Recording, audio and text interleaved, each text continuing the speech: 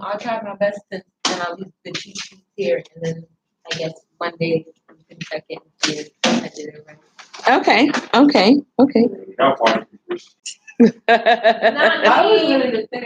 You guys are not night owls. I actually am, but Okay.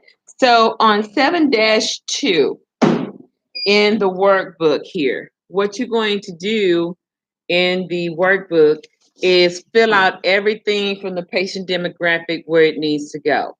The patient information, if it's relating to a work accident or auto accident. If not, then you need to mark appropriately. Her husband's insurance, you need to put that on there. And then also you need to look at the date of service for 7-2. Now the date of service it wants you to pay attention to is May 6th. So you're going to use May 6th, 2018. Okay, that's the date of service you're going to use. And so all the patient information goes here. And then make sure that box 13 and 12, make sure you have signature on file.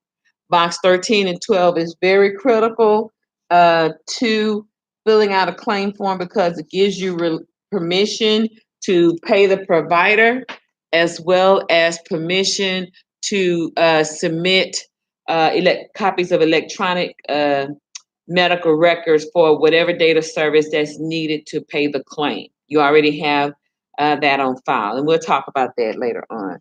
Then you fill out the box 14, the date of illness, and as you notice, her date of onset was March 10, I'm sorry.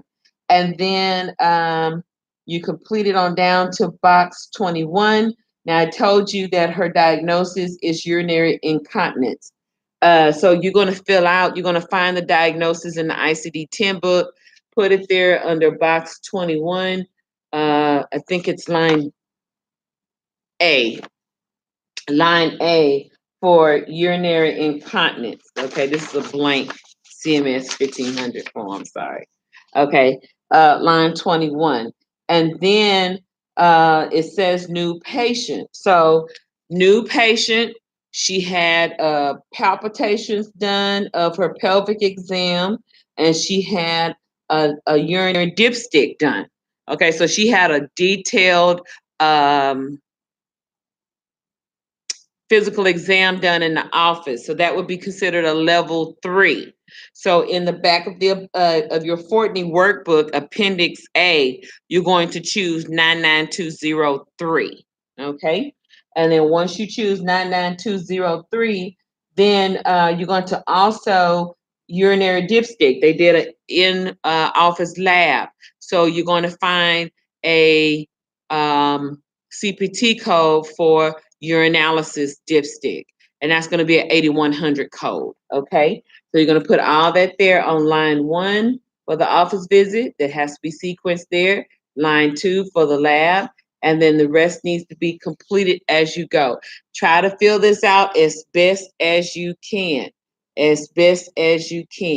Make sure that assignments of benefits is checked off. That's very important in billing, because if it's not checked off, even though box 13 and 12 has a signature on file, if assignment of benefits box is not marked yes, then that means that patient is going to accidentally get a check from the insurance company that does not belong to them. Unless they pay it in the office, then they should not get that. If the patient paid full responsibility of that office visit, then you would check no, and the insurance company should reimburse the patient. Otherwise, it should always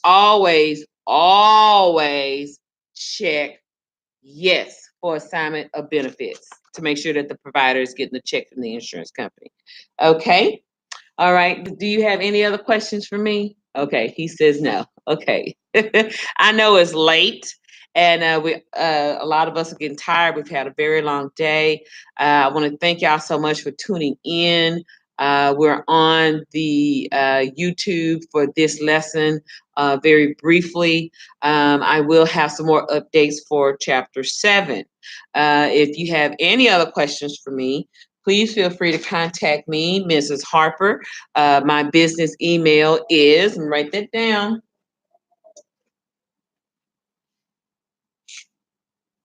THCOD@hotmail.com. Okay. And my cell number is best to text me. I don't do well with voicemail, so text is always the best way to communicate with me. Okay. So this is my business email to reach me. This is my personal cell phone business cell phone to text me. Okay, text me at best. My voicemail stays full. I empty it out, but it gets full again. So, but anyway, this is the best way to reach me by text. Text only. Text is the best way to go. Okay. All right. This is Mrs. Harper tuning out.